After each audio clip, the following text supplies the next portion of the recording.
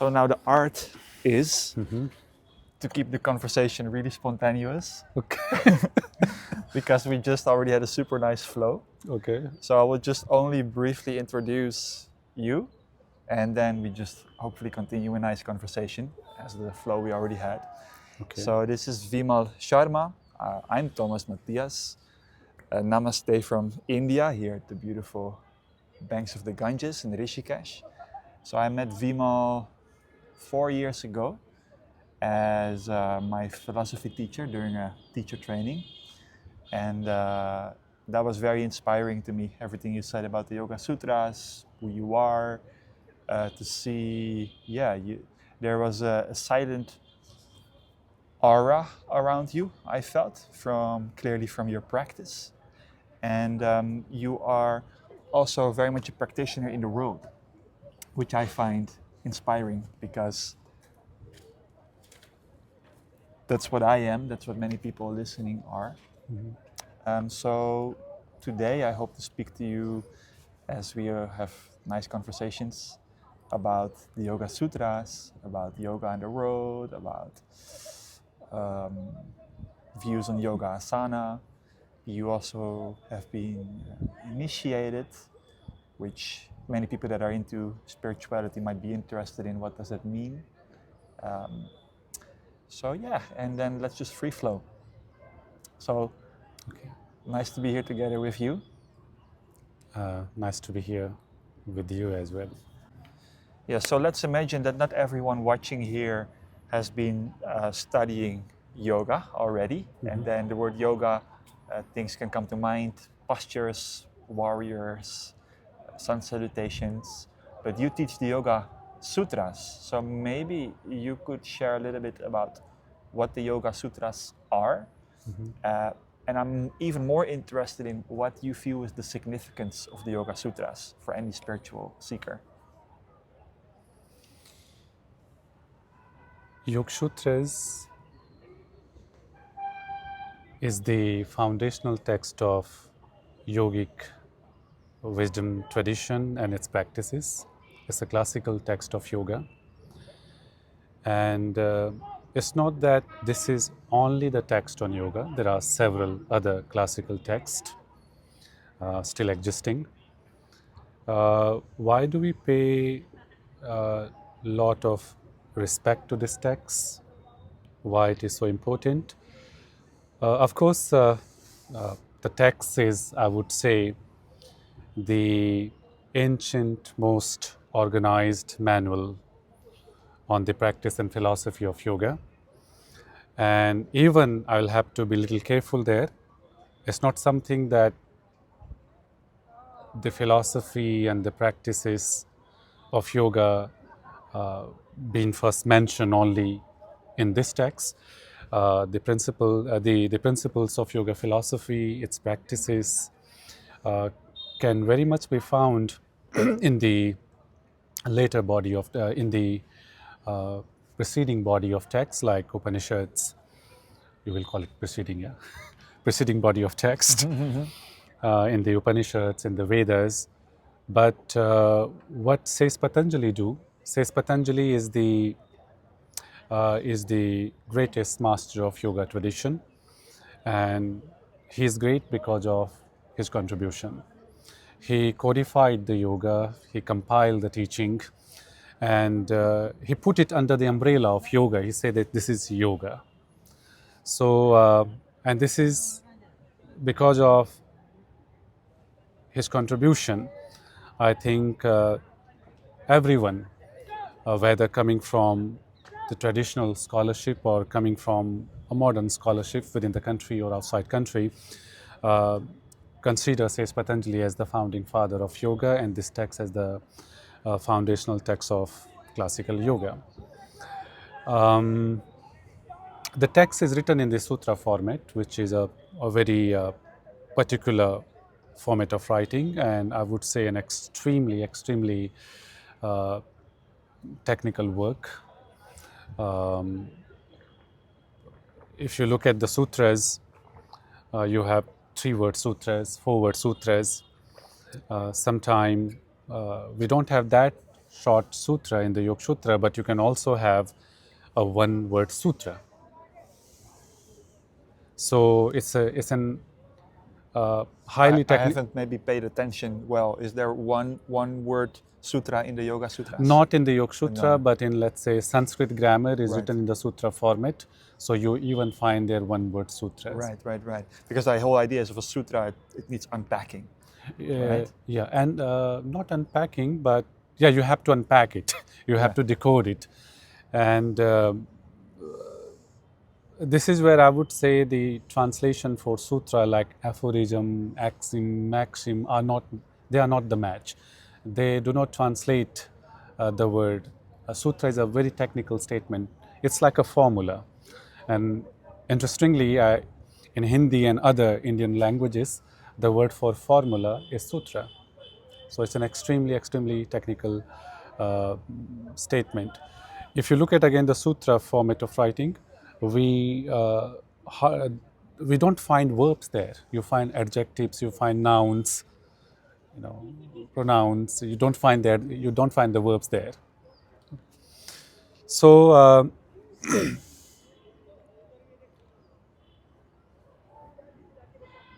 being the classical text of yoga, the importance of the text is already quite suggestive. And I would say, and I would request people that if you are interested in yoga, whatever inspire you, whatever encourage you, everyone should study this text. Then you will have the unfiltered, direct. You will receive a direct message of the teaching. It even felt to me when I read the first sutra for the first time, Atha Yoga Anushasanam. Right now, the teachings of yoga will be expounded. It felt almost like electric when I read that sutra. It felt like someone was going to start to give a transmission. Yeah. An initiation of itself without. Yeah, it's a statement of initiation itself, and that is something beautiful in the other branches of disciplines, classical disciplines, and the texts of those disciplines that are comprised in sutra format start with similar statement. Like Yoga Sutra begins with Atha Yoga Anushasanam. If you take the text on Sanskrit grammar, the very first sutra of the Sanskrit grammar is Atha Shabdanushasanam. Now the discipline of sound. Gets you ready. Like something is going to come when you hear something. Yeah. Because I remember we spent, I think, 4 days of the teacher training speaking about the first sutra, Atha Yoga Anushasanam. We spent a good 8 hours on that sutra with you. Was it 8 hours? Sorry? Was it 8 hours? Or even more maybe. And the word Atha only, we were unpacking because it's a strong word. Like Atha, it means kind of like pay attention. It's auspicious now. It's like something is going to begin here. And be present with it. This is not just any other kind of now. It is not just any kind of any other kind of now. And maybe by now it's also important to say that if people don't know that yet, that the Yoga Sutras of Patanjali has nothing to do basically with sun salutations and warriors, because there's only one sutra, I believe, about posture, which basically says that it should be steady and comfortable, because the Yoga Sutra is so focused on meditation, solely pretty much on the science of meditation, which is a big confusion. I find it a bit of an elephant in the room in many yoga talks and teacher trainings, where people are kind of vaguely trying to build a bridge between modern yoga and the Yoga Sutras, pretending like Patanjali was kind of referring to modern postures, which he really was not. Which also doesn't mean it's incompatible, because how I learned it in the teacher training and elsewhere, it's like the later Hatha Yoga, which is all the pranayama techniques, breathing techniques, postures, energy work techniques, had kind of absorbed the Yoga Sutras. So now I'm going to check if my philosophy teacher still gives me an A for my exam, if that is all correct what I just said. But I would love to hear you speak more into that, the differences, and yeah, the importance of what the Yoga Sutras speaks into, which is really quite different than what modern yoga often is about. That too in regard to asana? Yeah, or that the Yoga Sutra, maybe to be more clear on how that is indeed a science of meditation and of awakening, much more than postures, but then also maybe you could explain a little bit about that on one side, but then also how you see it actually fits in very well with modern Hatha yoga. Okay. I think I have also expressed it elsewhere when friend asked me, and I repeat myself. I have already repeated myself many times with same sentences. When people ask me, what do you understand by yoga? As you have studied the Yoga Sutra and all of that, so what is your understanding about yoga? So let me start with that, and then I'll connect that to that it is all borrowed from the Yoga Sutra. So when people ask me, what do you understand by yoga? I simply say them, primarily yoga is a science of awareness, it's a science of consciousness. Oftentimes we say, people stating that yoga is a way of life, it's a style of living. But to say only that much is not sufficient, it does not suffice. I mean, everyone has their own way of living. So how the yogic living or yogic lifestyle is different from any other lifestyle.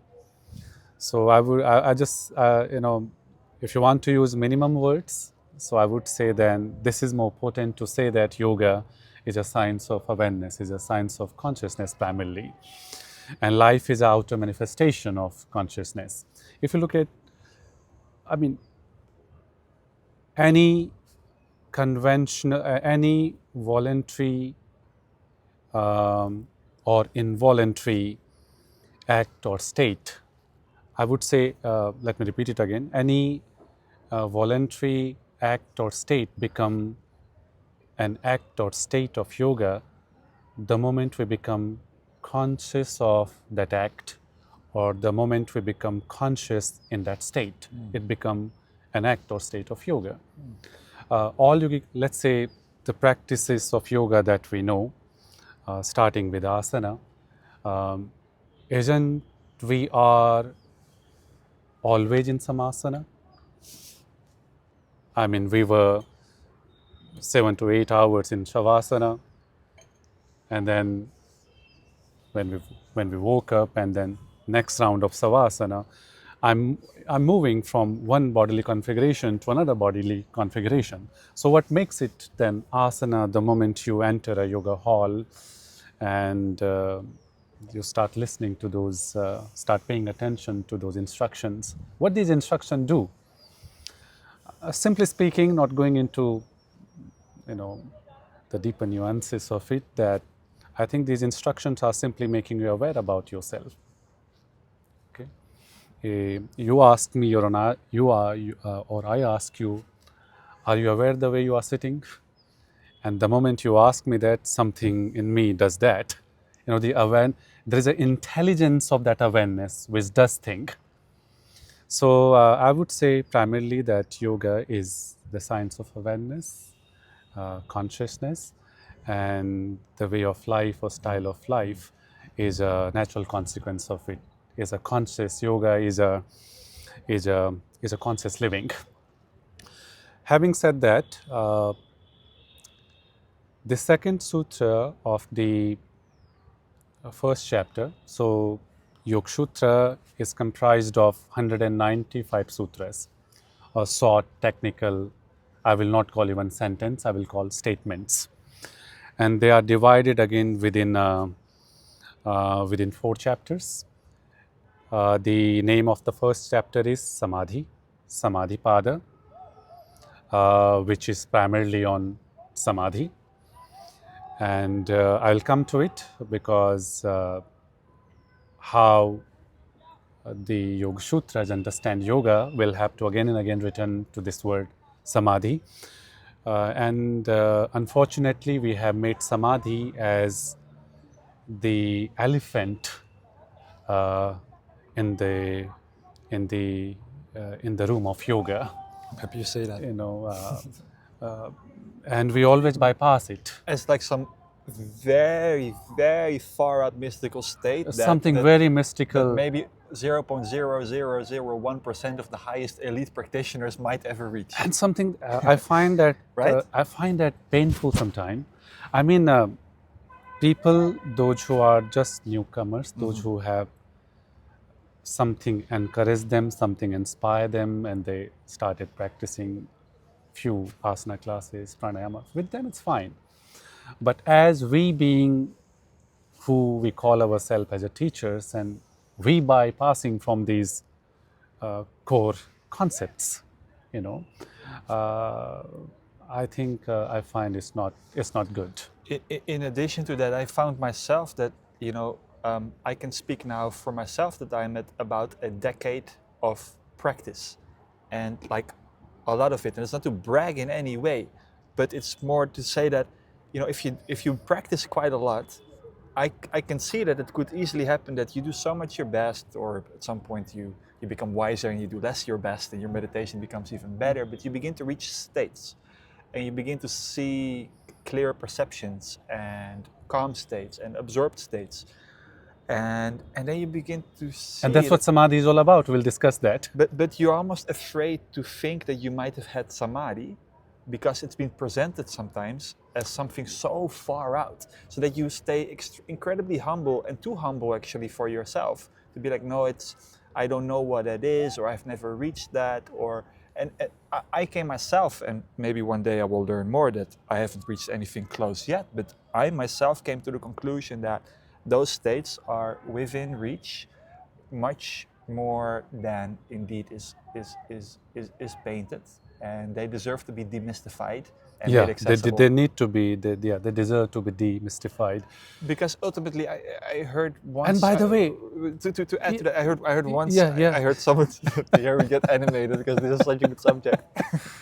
I heard once a statement. I think it was maybe from Sri Aurobindo, who said that 8 seconds of concentrated awareness, where your mind is not jumping elsewhere and you have stayed alert, is dhyan, and 8 times 8 seconds, 64 seconds, is samadhi.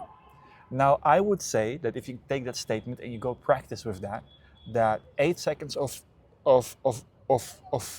just presence without distraction, it's quite a significant experience. Exactly. Hold that for a minute, and you have some very clear and crisp insight on the nature of your mind and things like that. And that's just what we're talking about. Yeah. Would you agree? And I would say you have used the word concentration beautifully in the context. Actually, in yoga, the word concentration, the word stillness, the word clarity, the word calmness, they are synonymous terms. Swamiji used to say, His Holiness Swami Vedabhartiji, the definition of happiness is concentration. So all these words, concentration, stillness, calmness, clarity, they are, speaking from the yogic perspective, they are synonymous terms. And by the way, the masters in the tradition did not mystify these words. Perhaps, I think we should be humble, and I can very much identify what you said, that sometimes it's our humility, which is a virtue. But also sometimes it can be simply our ignorance. And it can work against you, I would say, too. Exactly. We haven't put enough effort to study, to listen, to inquire further, because I don't find in the scripture it has been in some way in which it has been, they have tried to mystify the word. Okay, the very first sutra of Yoga Sutra is Atha Yoga Anushasanam.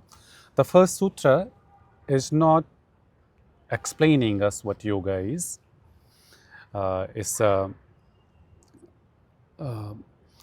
But the second sutra explains the yoga. Okay, so I will talk about that. Second sutra is the principal definition of yoga. But the word yoga already been used within the first sutra, though it is not an independent use. It's a contextual use. It is used in context of anushasana because it's got to be anushasana of something. So we find in the commentary of Sage Vyasa. Okay, Sage Vyasa is another a great master of yoga tradition, A lot to unpack here. And he's given the same respect as we give to the founding father himself. And he was the first who actually commented on sutras, giving more body of words to that wisdom which is inherent in the bodies of sutra. So in his commentary on the very first word, when he touches that second word, atha yoga, he says, yogaha samadhi, sacha sarvabhauma chittasya dharmaha. He says, first of all, he says, yogaha samadhi. He even not saying yoga is samadhi. He's not bringing even, and that is commentary, it's not sutra. Within even the commentary, in his statement, he's not bringing is in between yoga and samadhi. He's simply saying yogaha samadhi. So yoga and the word samadhi, throughout the Yoga Sutra studies, which is the classical text, the yoga and samadhi are, these two words are interchangeably used. Sometimes they say yoga, sometimes they say samadhi. It is one and the same thing. And then he further says, which is interesting now, he says, sacha sarvabhauma chittasya dharmaha, that samadhi is a natural, universal attribute of all grounds of the mind field, of all levels of the mind field, no matter at what level of the mind field you are at the moment, no matter what ground of the mind field you are experiencing at the moment. So yoga speaks of 5 grounds of the mind field. Disturbed, kshiptam, moodham, deluded, somnolent, then vikshiptam, distracted, ekagram, one-pointed, and then niruddham. It's difficult to translate niruddham. Sensation? Is it fully controlled? Fully controlled. Fully controlled. Again, do not take the word control. Do not get scared by the word control, because oftentimes people get. I want to keep my hand there for next 2 minutes. Isn't it a blessing that my hand is listening to me? Okay. So not a control like holding tight. Yeah. Just there's. So control does not mean only not moving, or not doing anything. Control also means what you are doing, why you are doing, that whole wisdom. Swamiji used to say consciousness is control. Consciousness is control. There is an intelligence of the consciousness which does to thing.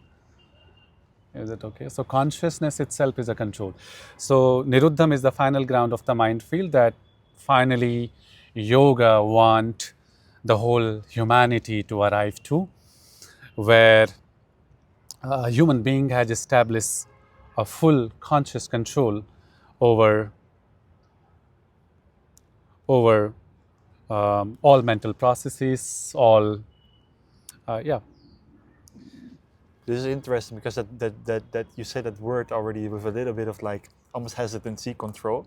Because if you hear that for the first time, and I know how I heard it for the first time, that control sounds like something not like doing and holding, squeezing your mind into one pointedness. Because one pointedness already sounds like that. I need to squeeze it into a tunnel, and it's not going there. I try hard, but look at how my meditations go.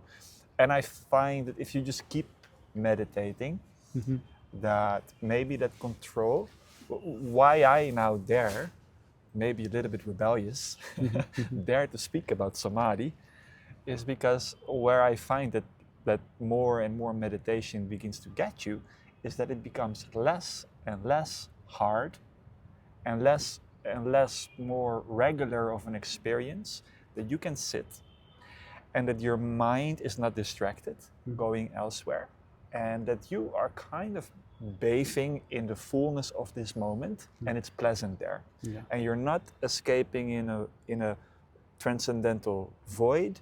It's not very transcendental at all. Actually, it feels very, very, very natural. Like, Yeah, oh, and finally. wherever you want to be, you are there fully, and you are no more prone to distraction, no And more susceptible to any distraction. And the word concentrated almost seems to not do it, because it's not like you are concentrating. It is more like you can just kind of abide there. Yeah.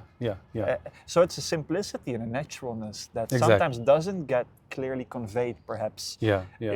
in just reading a text about it. Because it does sound transcendental, Samadhi, for a lot of people. Especially if you go to the different stages of Samadhi, where it goes more and more into stages of complete disappearance, kind of, that they describe, right? Yeah. But so are the views aligned so far?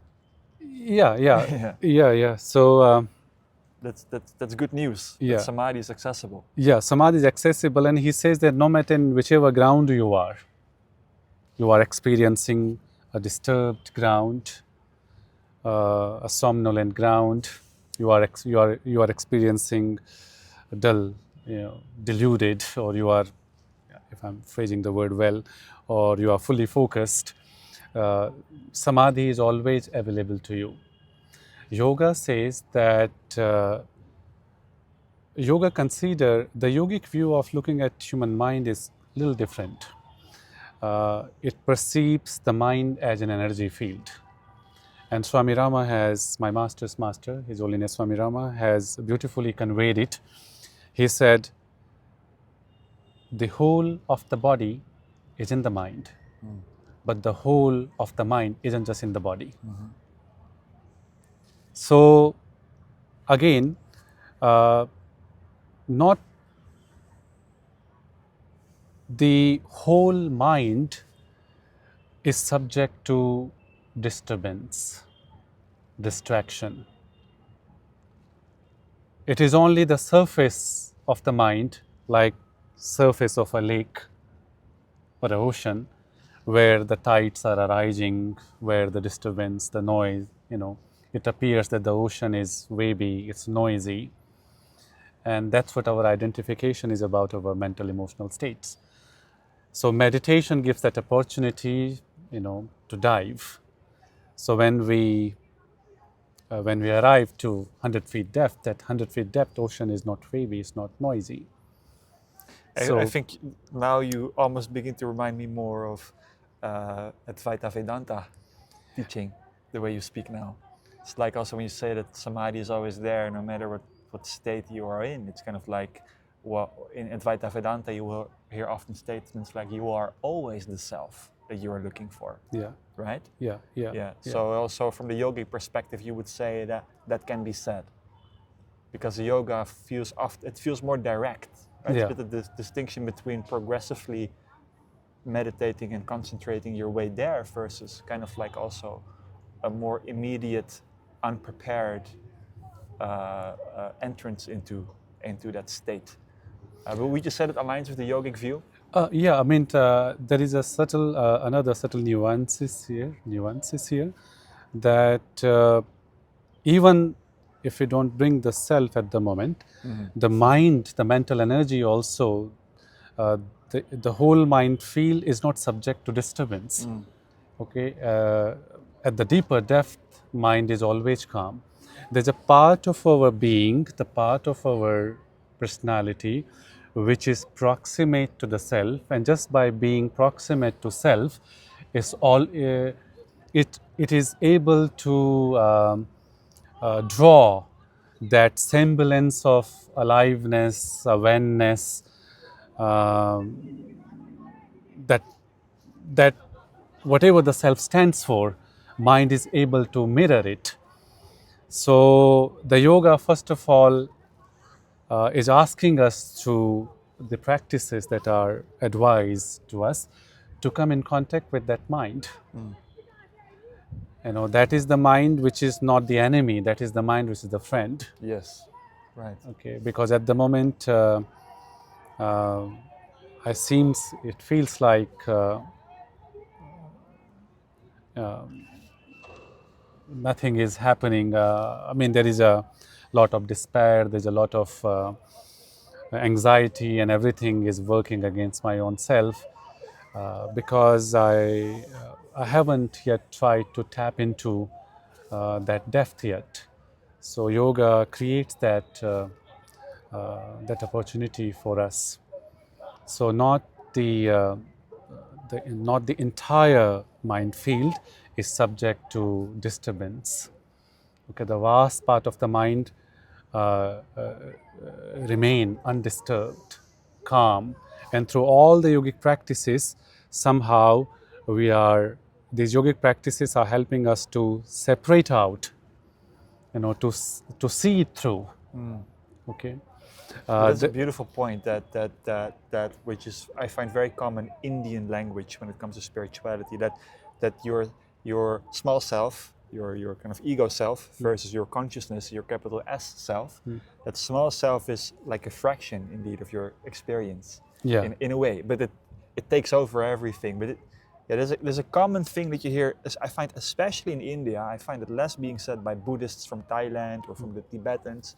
And I think it's a beautiful thing, and I want to highlight what you just said, because there's so much more happening than just the anxiety or the chatter or the anger.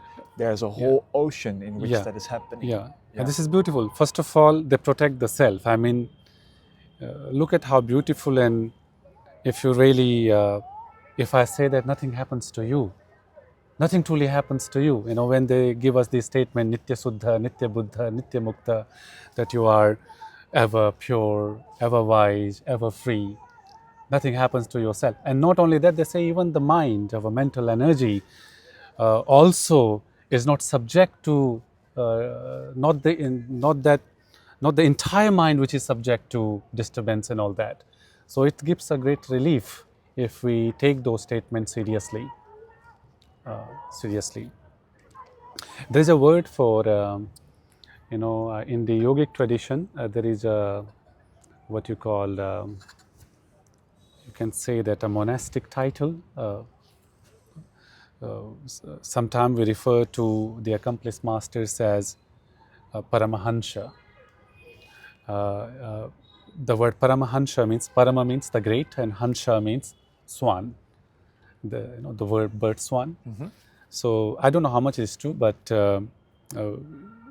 in our mythological stories, and we say that if you mix the water and milk, and if you give it to a swan, the swan has the ability to abstract the milk and leave the water.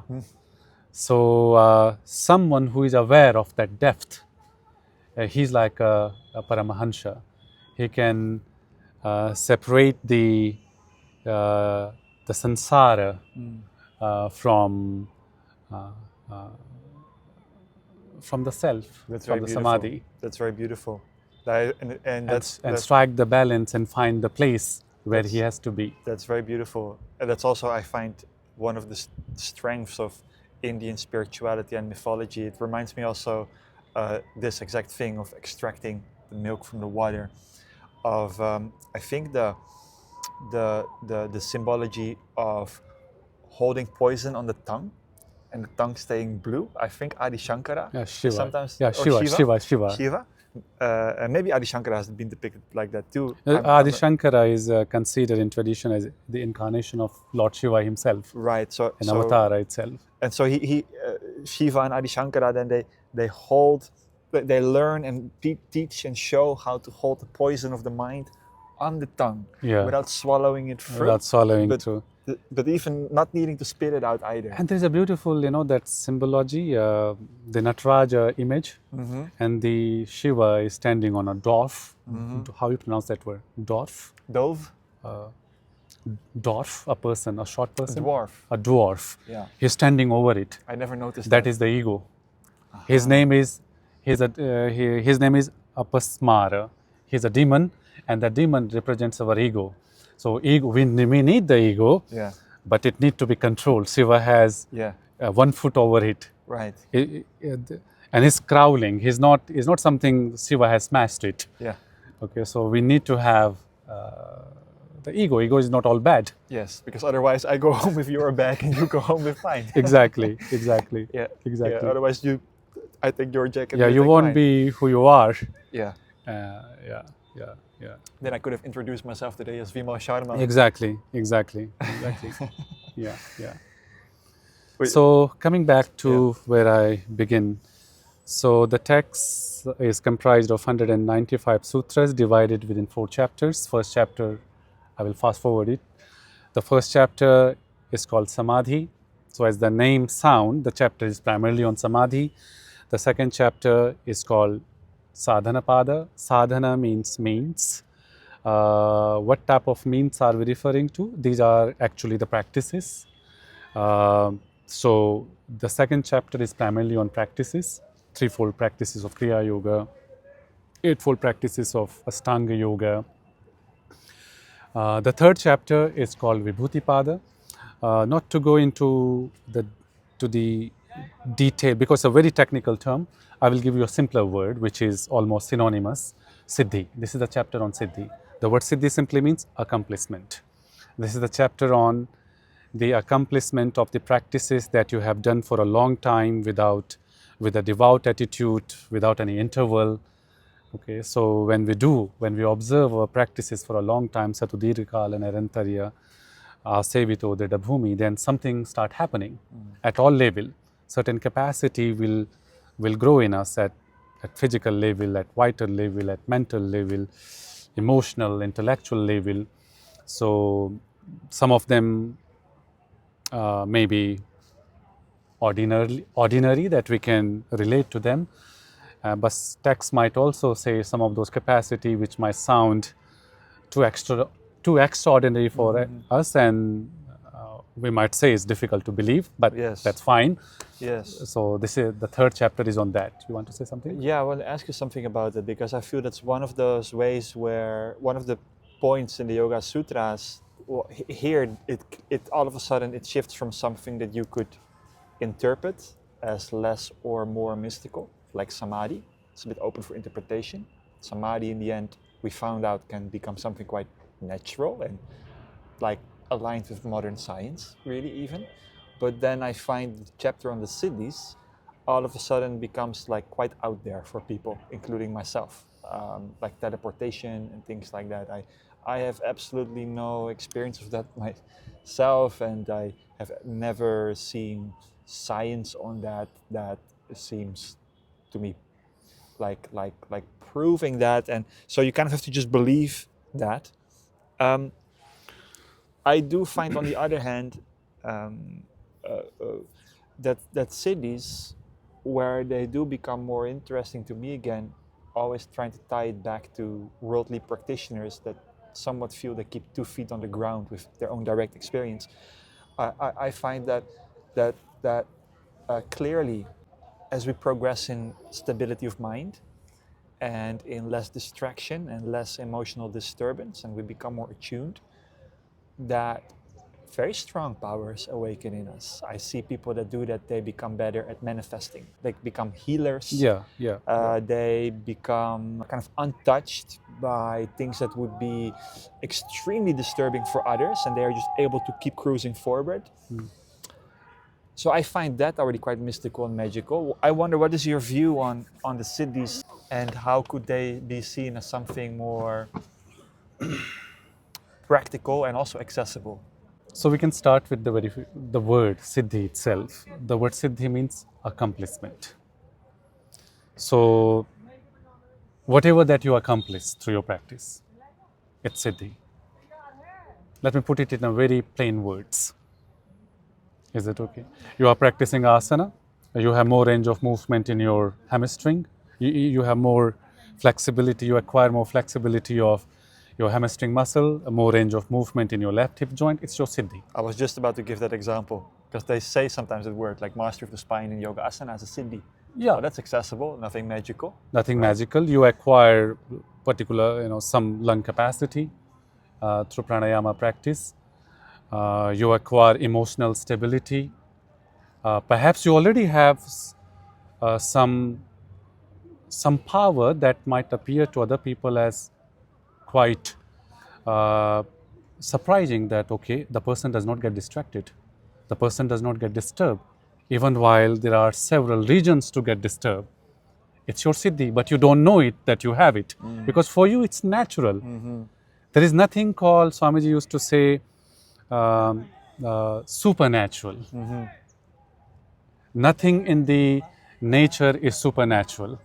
Everything is natural. So that is one way we can relate to it. Okay, so then we have, let's say, those which appears to us extraordinary powers.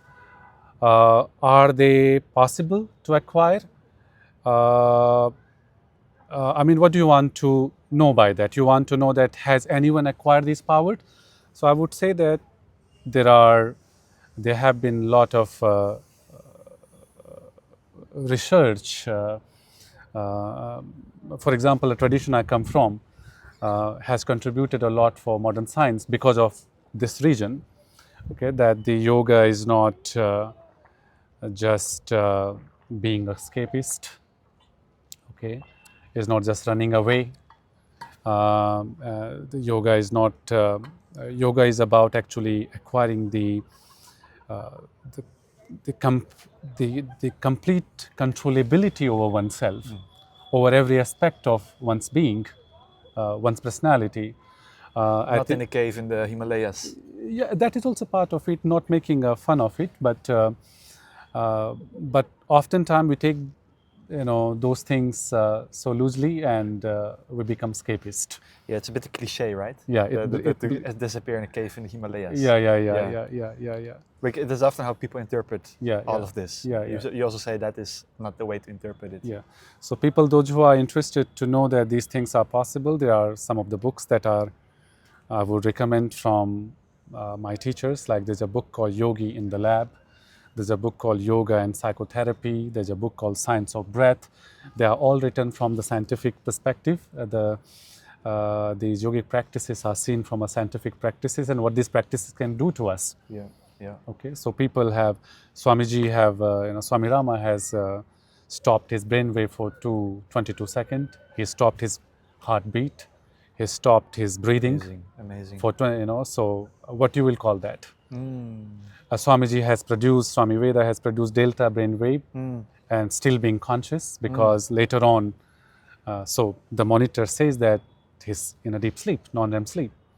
But later on, he reported, back to those who were experimenting about the event that occurred during, during that experiment. Amazing. In a deep yoga nidra.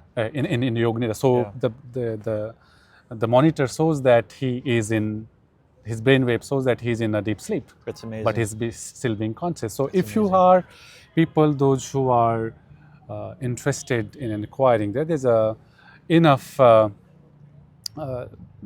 scientific data that will demystify it. Then I have a question for you, because I wonder then, why didn't Patanjali write down siddhis of intense yoga nidra, the power of speech, the things that we can kind of understand? Because all the siddhis he mentions, or at least most of them, they seem quite out there, like teleportation, levitation, becoming as heavy as an elephant. Why do you think he chose those more mystical, extraordinary siddhis instead of ones that we can understand better? No, please understand, siddhis are again there is another perspective of looking into the Yoga Sutra. Yeah.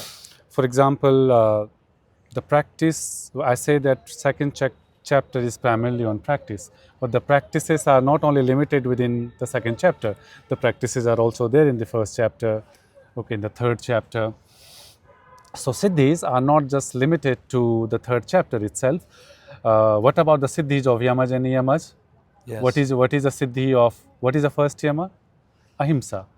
What is the siddhi of ahimsa? So says Patanjali says, ahimsa pratisthayam tat sannidho vairatyaga.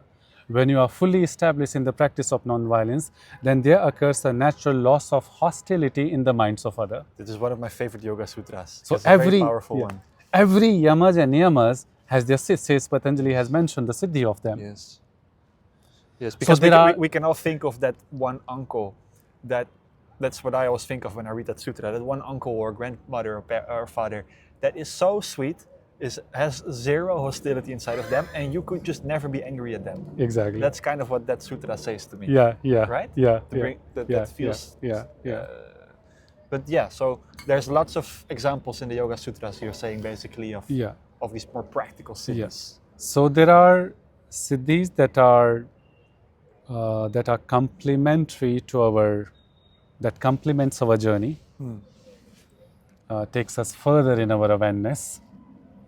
Okay, but there are also siddhis that can become distractions. So some siddhis we all need to nurture. We all need to think about them. Like I say, the siddhis of yamas and niyamas. Okay, we right from the beginning we need to think about them. We need to nurture them in our awareness, and all of that. But the other siddhis we don't need to. To say yamas and niyamas are basically quite noble things that we try to establish, like not lying, being kind, etc. For people that have no clue what the yamas and niyamas are. Just in between. Okay, the yamas and the niyamas are they form the foundation for all yogic practices. In a way, all the yogic practices are based on yamas and niyamas. They are the foundation of this temple of yoga. I would say they are the foundation of the temple of Indian spirituality. All these spiritual teachings of ancient India are based on the foundation of yamas and niyamas. Another name for yamas and niyama is dharma. They are the practices of dharma. Without dharma, there is no spirituality. Without dharma, there is no healing.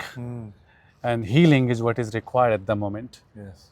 I, as an individual, need to heal. Yes. We, as a society, need to heal. Yes. Okay, so without healing that relation of individuality with totality which includes the people around me and nature, there is no evolution or involution of consciousness.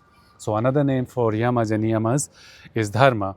Oftentimes, again, I also find that a little bit painful when we yoga teacher try to portray those yamas and niyamas as some sort of ethical, moral codes of conduct. They are the basic values which makes us human. Yeah, they're brushed over often. It's a bit like, okay, this is what they are. Now let's go talk about all the interesting stuff. Yeah. But actually, they are fascinating to learn from, especially if you see what they do to you. For example, if you've been quite used to tell all kinds of little subtle white lies here and there, or kind of, not fully transparent. And if you then start to practice the yama niyama satya of truth, and you notice what changes inside of you if you commit to being always truthful, it's wonderful and profound, and super interesting. Exactly, they are constant reminder on the path of yoga, that constant reminder of our mental emotional health. Yes, and you will obviously not be able, like, this is common sense. You don't need to try meditation for this, even to understand this. You are not going to experience sitting in a room by yourself peacefully if the rest of the day you are doing all kinds of things that you regret, are shameful for, exactly. guilt for. That's going to chase you, so samadhi won't be available. Yeah, that's basically exactly. And you could also flip it around. Are we trying to reach samadhi through the yamas and niyamas? Yeah. Or is our lack of samadhi basically showing us that we need to do the highest thing, which is to solve the yamas and niyamas? Yeah. Right? It's the opposite way of looking at the path. Exactly. Exactly. Sometimes I also express it in this way in my classes, that help the people understand that they are not some ethical, moral or codes of conduct. They are the basic values, human values, which makes us human, and the human transaction meaningful. For example, I give this example. If you listen to the psychologists today, and the neurologists today, when they speaks about these strange types of mental, emotional disorders. I mean, it scares me sometimes. I also start sometimes suspecting myself that am I really sane? Because there seems, listening to them, it becomes apparently clear that that there is a very thin line between sanity and insanity. So, for example, uh, just my way of sometime when I share, if a person who is displaying a behavior which is a person who is compulsively displaying a behavior which is opposite to yamas and niyamas, perhaps that person may be diagnosed with some mental disorder. Let's take the example of first yama is non-violence. I would say the serial killer is an extreme example. The person is missing the part of his brain. He do not have those mirror neurons. So what to do? His karma, all of that. But let's talk about the problem of rage that we feel. People get quickly triggered and all of that. Yes.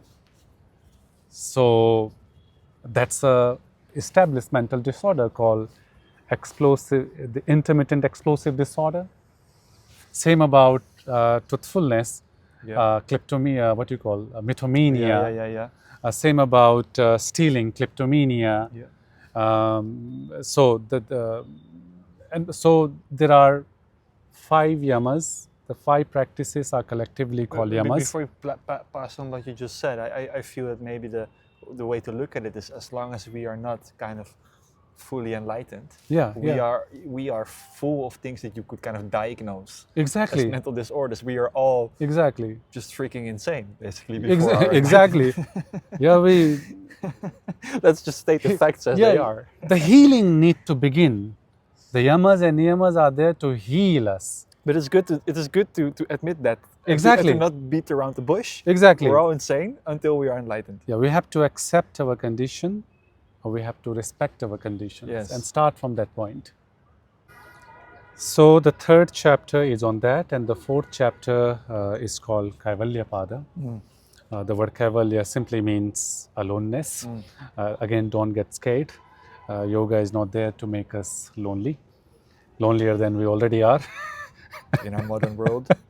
In a modern world. Happy we sit here together in real life, not on Zoom. So aloneness is equal to independence and freedom. Aloneness means total independence and freedom. When I have discovered, when I have realized, when I have recognized that my presence, my existence does not depend on anything. And that realization happens at deepest state of. That realization happens slowly. That freedom, that independence, you begin to appreciate it right from where your journey begins. But the independence thing I find interesting, because what comes to my mind immediately is, I would have appreciated a 5th chapter. And not to say, I'm saying this, by the way, with utmost respect, by the way. That can sound like I want to improve Patanjali's work. That's not how I'm saying it at all. But I feel, and I know that I'm not the only one with the sentiment, with this thought, that the Yoga Sutras doesn't then share so much about bringing that awakening into relationships, it does in many ways, but also in many yamas and niyamas are. It does in many ways, but also in some ways it doesn't. For example, independence.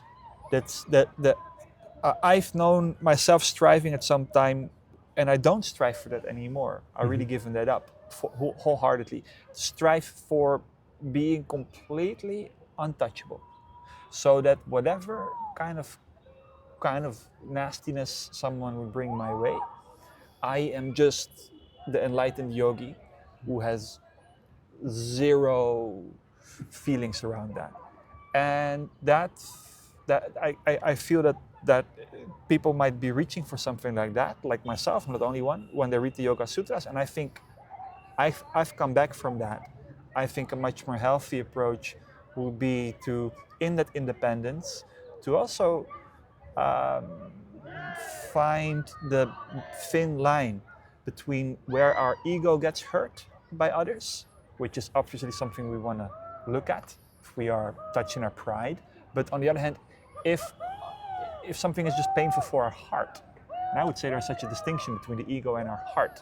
If someone that you trusted breaks your trust, if your parents keep calling you horrible names, I would say that the heart requires a basic form of protection for those things that we don't need to transcend, that I think would actually be very unhealthy to try to transcend. Unless maybe for some people that really go in renunciate monk life, that have that kind of wanting in their practice to go so beyond. But I think for worldly people, they're gonna have to work with also how they get hurt in relating.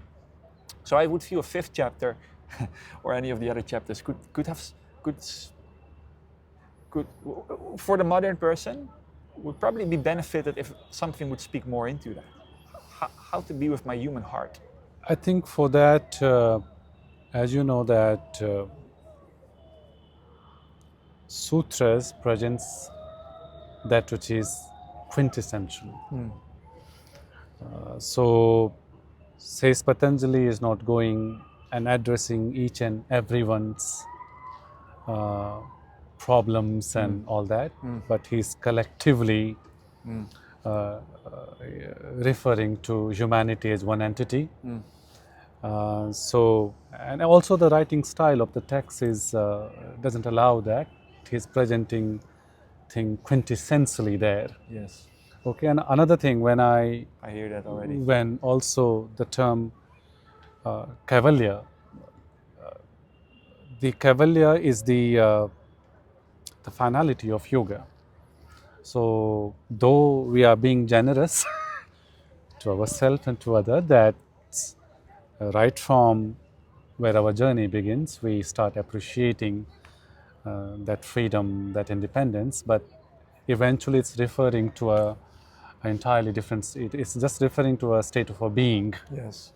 And that we accomplish in the highest form of Samadhi, in the transcognitive Samadhi, where one has come to realize that his presence does not depend on even the thought I. Okay. Not on the body, not on the mind, not even on thought I. And so that is another point. Okay, coming back to I think basically, if I understand what you're also saying here, is that the matter of consciousness is also on some level separate from that humanity aspect. In some way, consciousness is just a reality on its own that we can learn through the Yoga Sutras.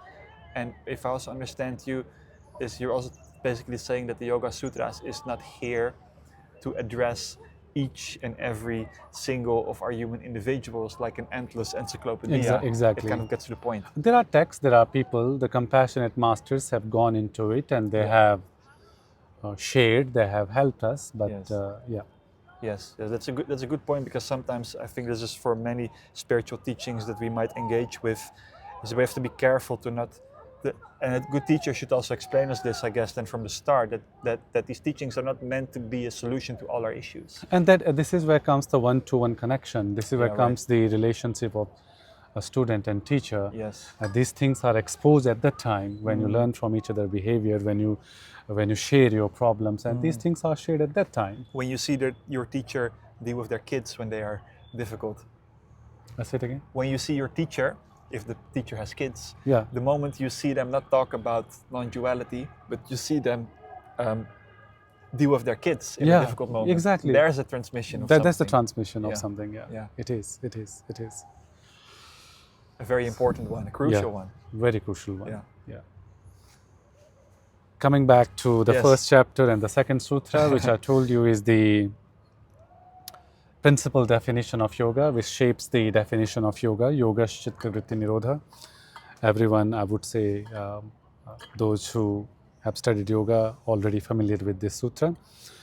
But before, I'll not go into explaining the sutra, but if you ask me, again I will go back again to the word Samadhi, and I will put it this way, that if I were to choose a single word from the entire Yoga Sutra, from 195 sutras, roughly around 2000 words.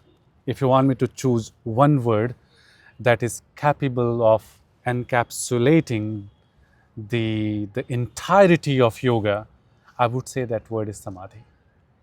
And the second sutra is the explanation of that Samadhi. Now, what is Samadhi? I'm putting it in simple terms. Samadhi is a process of harmonization of the mind field. Is the process of harmonization, harmonizing our awareness, harmonization of our mind field from the initial point of progression to the point of perfection. So oftentimes when we think of Samadhi, generally when we're scared of, we are looking at Samadhi, the finality of it. We are not appreciating the progression of it. Okay. The whole journey. The whole journey. I mean, all yogic practice. Do you mean to understand you that the journey itself that the danger in that would be that the journey itself gets seen as that's all an issue, and we have to only the final stage is kind of worthwhile, and everything in between is that's what when we do that, this is where the word Samadhi become mystical. This is where the Samadhi, all that problem is. But the Samadhi, so generally I would say that we don't appreciate the life that is here. Yeah, if we say that Samadhi is the finality of all yogic practices, which is it, if we only appreciate it as a finality, then this problem we will have to face it. But I would say Samadhi is not just the finality, it is a foundation of all yogic practices. All yogic practices are based on Samadhi. Okay, what all the yogic practices are doing to ourselves, to our awareness. After practicing 1.5 hours of yoga, how do you feel? Do you feel calm, composed? Do you feel that your body has stopped seeking attention? How do you feel? Do you feel that it is for the first time you started enjoying stillness which was boring before? Now actually I can enjoy stillness. I can enjoy not speaking. Before not speaking was boring, but now speaking seems to be distracting. I don't want to open my eyes. This is not light. Light is that which I feel with my eyes closed. So then it's the movement of Samadhi. So all that we are practicing, what kind of energy we are chiseling and crafting for us. In that 1 hour, what kind of energy we have chiseled and crafted for us. You have harmonized your energy or else. If you have harmonized your energy, streamline your energy, your awareness, Samadhi is a practice of Samadhi. The practice of Samadhi. It's a practice of Samadhi. Yes. Practice of Samadhi in Asana. Practice of Samadhi in Pranayama. Yes. Practice of Samadhi when you are processing certain emotion and you process it. Would you dare say that a lighter form of Samadhi is simply just stability of mind? So that if you have been able to be constantly with presence with any kind of yogic process, maybe an asana, postural practice, a pranayama practice, a conversation, if you've kind of been able to be with that stably and you've noticed the moments of distraction and you kind of quickly brought yourself back, would you say that is a form of that ability? Samadhi? That's Samadhi. Yeah. So that's simple also. Yeah. Well, not maybe so simple to get. Even the word, it's understandable. It is understandable and reachable. The word Samadhi itself, we can divide it as sam, a, dha. Sam is a prefix, a is another prefix, and dha means to place. Sam denotes togetherness. Sam means totally, completely.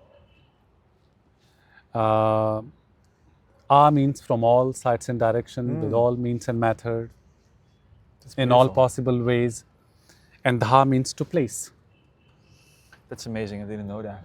Yeah, yeah, It's often not so well translated, samadhi. yeah, yeah, yeah, yeah. That's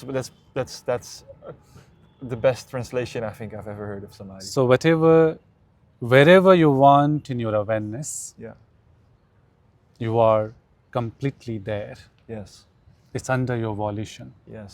You are there Yes. fully. Yes. But then I find so many things come to mind. We can speak endlessly, by the way, because people also say that, and I've been challenging that when people say that running is their meditation or painting is their meditation, I would say that that's super beautiful and important and desirable to have all kinds of human activities help you to get into a beautiful, concentrated, harmonized state. But I would also say that someone that never practices silent sitting and reaching samadhi that way, and only finds their absorption in those examples I just gave, say painting, swimming, running, whatever, I would say that those people don't get the benefit of absorption in silent sitting. And this benefit being that in that silence, it seems to me that gives access to very deep layers of your mind. And for me, I've seen it only happen there. Very deep layers of your mind. Exactly, it only happened there. That you were unaware of. Yeah. And that now you become conscious of them, big transformation can happen. Because that unconscious thought that has been running fearfully something in your life all the time, that fear gets exposed. And you no longer live from that fear that was so deep hidden. So would you agree that it's still vital to experience samadhi in silent sitting? You kind of said yes already while I spoke. It is. Yeah. It is. I think sometime I have personally observed it, and you might also have observed it. Those people who are so focused in their work outside, like they are painters, they are composers who composes musics, and might be other field, very focused in there. Maybe a player and all that. Even a university student studying. Yeah. Whatever. Things. You're very focused on it. Yeah. But it's not a criterion that person can. The self-center focus that Yes.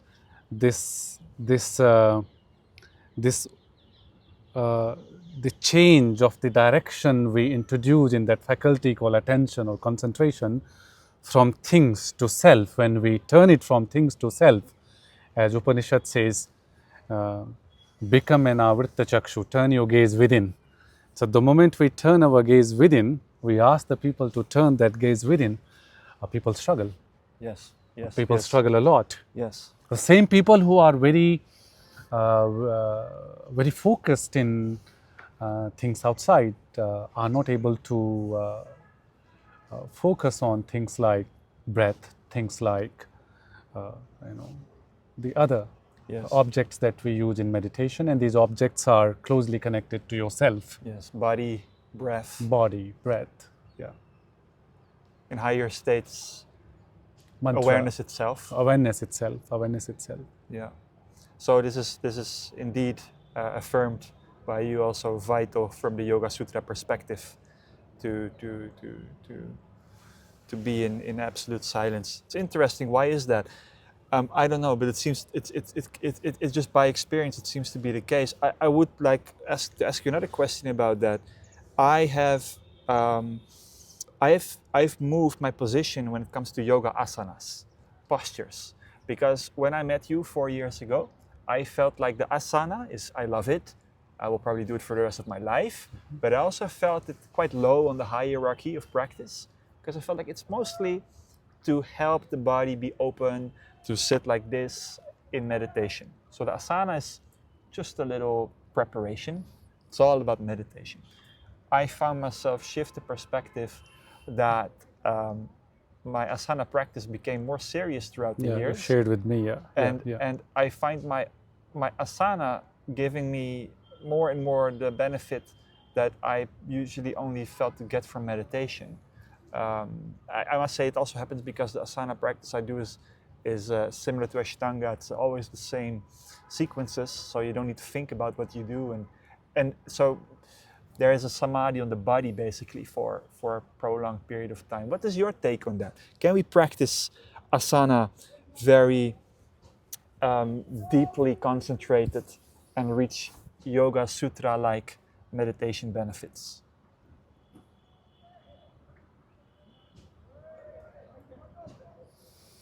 I think this is how it should be done. This is how uh, it has been advised. We are not doing that. That's another question. Majority of us are not practicing asana in that way.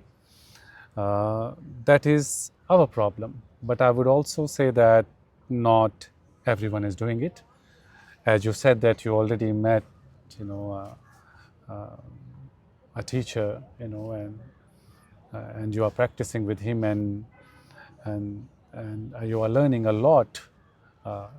So that's an example of it. So, but majority of people, when we just limit asana to our skeletal-muscular system alone, that it's only about stretching the muscles and bringing more flexibility in the muscles and more range of movement in the joints, then I think we deprive ourselves from the deeper changes that the practice can bring to us. Could possibly give to us. Could possibly I give to want us. to be really clear with what I just said, that I think that what are crucial components, which I'm not an Ashtanga practitioner, I'm a Black Lotus practitioner, which is a newer blossom of Vinyasa tradition. I find that the aspects of that are very important for what I just said are that it's a daily discipline, 6 days a week, 5 days a week, but almost daily, and that it's the same thing every time, and that it works very precisely with breath and eye gaze and physical awareness. There's precision in your movements. If you don't, you're going to get injured anyways.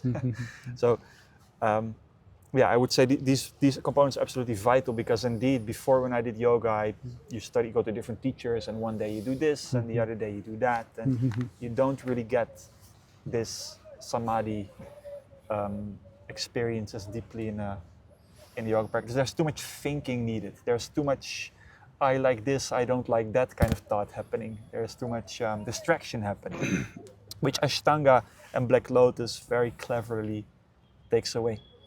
I think first of all, the word asana, as we translate it as posture, position, it does not translate the word well, not at all. I don't think so. Anyone, even those who are practicing asana as in a posturing manner, would not like to call that they are posturing. The word asana literally means sitting or being established in one's own beingness. You cannot translate that word into English. I don't think so. I think then when you do that, that is another problem. When you try to translate those technical words with one word possibility in any language, then the word meditation, asana, all of these will come at the same level. At the same level, asana will also become meditation. And what are the roots of asana? The root of the word asana is as. As? I know where you are getting. I think someone has told me that even the English cursed word is also derived from that. No, actually, it's new for me what you say about asana. So I'm actually curious to hear the roots of the word. Yeah, which means to sitting, being established. So it's kind of coincidentally also us. Yeah. So actually, there's a beautiful definition of asana that we find even within the Hatha Yoga itself. There's a text called Siddhanta Paddhati by Gorakha, who happens to be one of the first masters of Hatha Yoga tradition. So he explained asana beautifully. Asanamiti swaswarupe samasannata. That an asana is that which firmly establishes you, in your own essential nature. So is your asana doing that? Is your asana establishing your awareness in you, is establishing you in you, or distracting you? So, but again, we can raise the argument here that if the asana itself is capable of establishing us in our self, then what is the need of the other subtle practices? But then also we have to understand that in the yogic tradition, when we use the word atma, the self, they have also called the body as a self. They have also called the prana as the self, the senses, mind as a self. What is our idea of self at the moment? Is, I think, a body. This is from where we know. This is me and this is world that lies beyond my skin. So in a way that we can say that is your asana practice helping your mind to extend its attention throughout your body, is helping your mind to circulate your awareness throughout your body with the help of your with the help of prana, in other words, with the help of your nervous system, your breathing. Is your practice helping you to extend your attention throughout your body? Okay. And is it helping you to penetrate into the seat? And exactly, so Vrittis of your mind. So if we look at our awareness of the body remain fragmented, generally. We are aware of one part at a time. We do not have the awareness of the body as one organic whole. Unified field. A unified body as a unified field. Every asana is trying to do that. Where you circulate your awareness from crown of your head to the tip of your toes. And there are two types of energy, her and her, that is working. Somewhere the energy has this active nature, there's activation, somewhere there's a relaxation. Okay, so or maybe the way I get taught, it's often through prana and apana. Interchangeably. So when you are doing that for 1.5 hours, so it harmonizes. I mean, it does something to your nervous system. It activates it harmonizes your cerebralic, your right and the left hemisphere. Your both nostrils begin to breathe as a one. Both become equally active when you start. Ida Pingala. Yeah, you start breathing. The two nostrils start breathing as one, and something opens to us, like some portals opens to us. It internalizes your awareness and brings you face to face with the life that is surging within you. Your awareness has moved from the Annamaya Kosha to the Pranamaya Kosha. Now the Atma is the Prana. So it's like I get goosebumps. It's like you said before the word. It can be a bhakti practice, and right now how you say it also really reminds me of feeling it as a prayer, like prayer to your own life force circulating through your system. Yeah, exactly. If you do it like that. I mean, I would recommend people do read. There's a beautiful book by my master, by my teacher, His Holiness Swami Vedabharati. I would say this is everyone should read this book. Not one time. I would say 3, 4, 5 times to make this. Then and it's not very thick book. It's very thin book. It's called Philosophy of Hatha Yoga by Swami Vedabharati. Everyone should read it. Cool. So this is where Swamiji would beautifully express it, that how your asana practice is your, during the asana you are practicing devotion. During the asana, your asana is your prayer. How you are practicing, how you are working with your samskaras. How it's working on your on your thoughts, on your emotions, your karma bandhanas. So I would say that it's very refreshing, to hear a Yoga Sutra teacher like yourself be so positive, but with the right kind of attitude to it, at least to asana practice as well. I mean, of course, I mean. this is why I would say within the Vedic tradition, the Patanjali's Yoga Sutra is also establishes itself on the teaching of the ancient Vedic masters. The Hatha Yoga tradition also establishes itself there.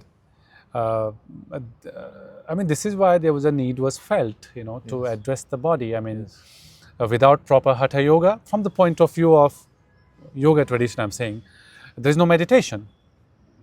You have to practice your Sitting. you have to practice your Hatha Yoga well to because that is what is the purpose of Hatha Yoga. If you even look at the foundational text of Hatha Yoga, one of the foundational texts is Hatha Yoga Pradipika, and the author of the text has, I think, 10-12 times throughout his text has mentioned that the same type of statement. He says, I'm teaching this Hatha Yoga for the sake of Raja Yoga. Just consider at the moment Raja Yoga means meditation. Okay, so he's saying that Hatha Yoga is for the sake of Raja Yoga. He says that Hatha Yoga, he compares Hatha Yoga with the staircases. He said Hatha Yoga is like a ladder and Raja Yoga is like a roof.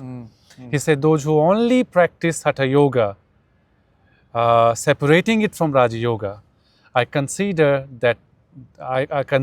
such a practitioner as depriving themselves from the fruit of their endeavors. And he has made such statement again and again there in the text. So we say that we struggle with our meditation, yes, because our energies are not balanced. Yes. So Hatha Yoga is there. Asana is one of the practice of Hatha Yoga. Yes, but it's for people to reach these benefits from Hatha Yoga. It would be good for any yoga practitioner to once in their life come to India, because I feel sometimes or they need to find a really good teacher in the West that are of course more rare, because I feel that what you otherwise don't see and don't understand, and what is so alive here in India, is that everything here breathes, not everything, but that a lot of the things here breathe and live devotion. Like a lot of the people, devotion is the primary emotion a lot of the people, spirituality, and a lot of the people common to all. Yes, and a lot of the people that you will meet here will really inspire you into that. You will see how serious they take their practice, like you don't meet them even 1% of the time everywhere else. And that is the understanding someone should have to engage with a Hatha Yoga practice successfully for that endeavor of Raja Yoga. Exactly. I would say, yeah. And as a practitioner of Asana, what is it that we are doing to our students as a practice of Hatha Yoga? What is it that how we are helping our students? I mean, is your concern just about your body and your bodily frame? Because people are already struggling with their body image. In society, there are already these standards that this is how a male body should look like, this is how a female body should look like. And now when they come to yoga, this crude sense of alignment. I mean, who has the perfect body? No one has the perfect body. I'm not again criticizing that. Of course, we need to learn how to move, all the alignment, adjustment, all this is required.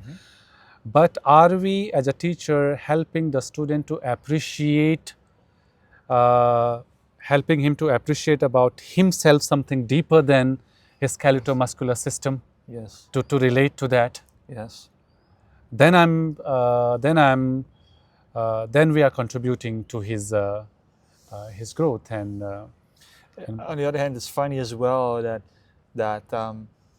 Krishnamacharya, who is often called the grandfather of modern yoga, because he influenced all the major teachers that we have in our traditions, from Iyengar, Patabi Joyce, from Ashtanga, Desikachar. Probably without Krishnamacharya, it wouldn't have been so popular as it is now. And I know I know that Krishnamacharya, that how he got a lot of crowds in the beginning, from what you can read about him, is that he performed these very difficult, advanced asanas publicly, and that would draw in crowds. Yeah. And I must say that for me, as a I'm a relatively young male. The first time I learned about yoga asana practice or tried it, I was 23 maybe. And what drew me in as a young male with testosterone and ambition, and that's still in the ego that they are still working with, sometimes wants to prove something. From the beginning, what drew me in, kind of intelligently, was the idea that one day I could reach advanced asanas, which might not be the route for everyone, right? Because if you're 60, you might not care so much about it anymore. But I would say that it was actually very good for me.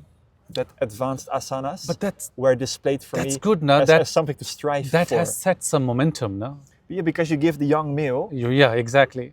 And that's what a striving point. That's what I would say. And it fuels your practice until one day you see it's not important and you let it go. Yeah. But until then, it fuels you. And I would say that's how the competent teacher conspire. They go to the level of the student and they bring them from their own, the interest. They addresses their interest, and from there they bring them up. Yes. Yeah.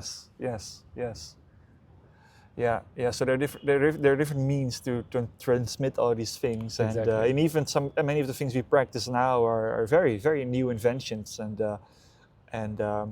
the Mysore room in Ashtanga yoga, where all these things they're new. They are not thousands of years done like that, but they work.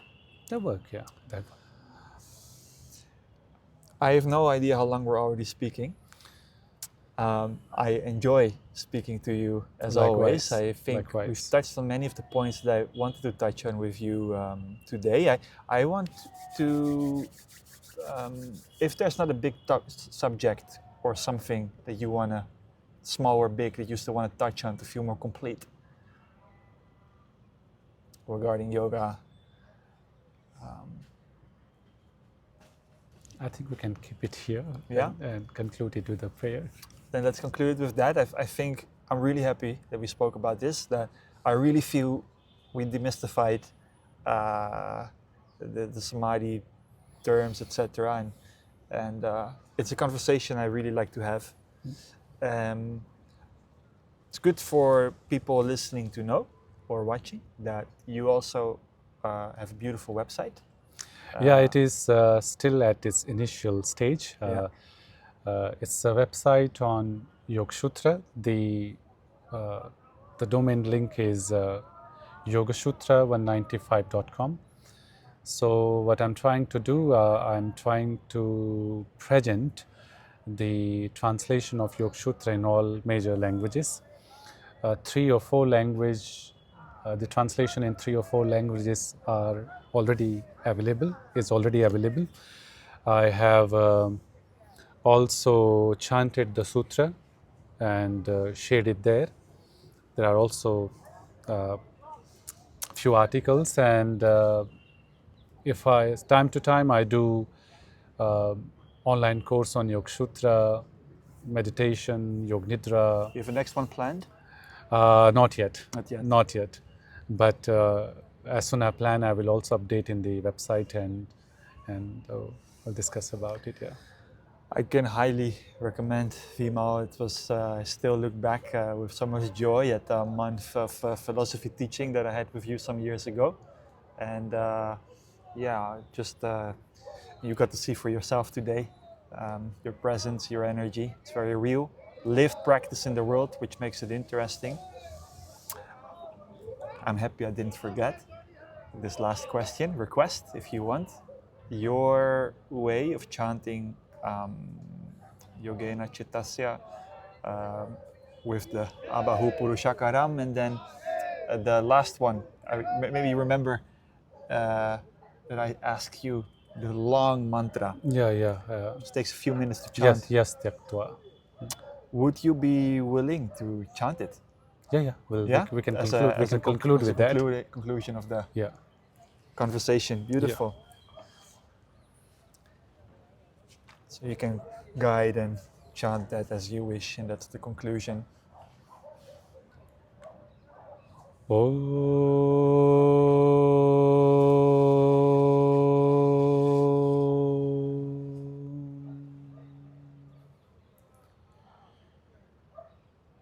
योगेन चित्तस्य पदेन वाचाम्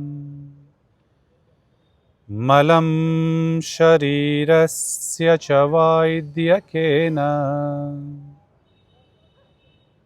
योपाकरोत्तं प्रवरं मुनीनाम्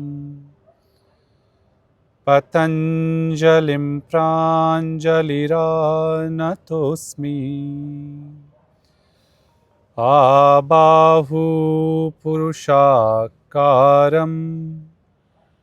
शङ्खचक्रासिधारिणम् सहस्रशिरसं श्वेतम् प्रणमामि पतञ्जलिम् यस्त्यक्त्वा रूपमाद्यं प्रभवति जगतो नेकधानुग्रहाय प्रक्षीणक्लेशराशिर्विषमविषधरो नेकवक्त्रः सुभोगी सर्वज्ञानप्रसूतिरभुजगपरिकरः प्रीतये यस्य नित्यं देवो हि सहस्रवो व्यात्सितविमलतनुर्योगदो योगयुक्तः हरिः ओम्.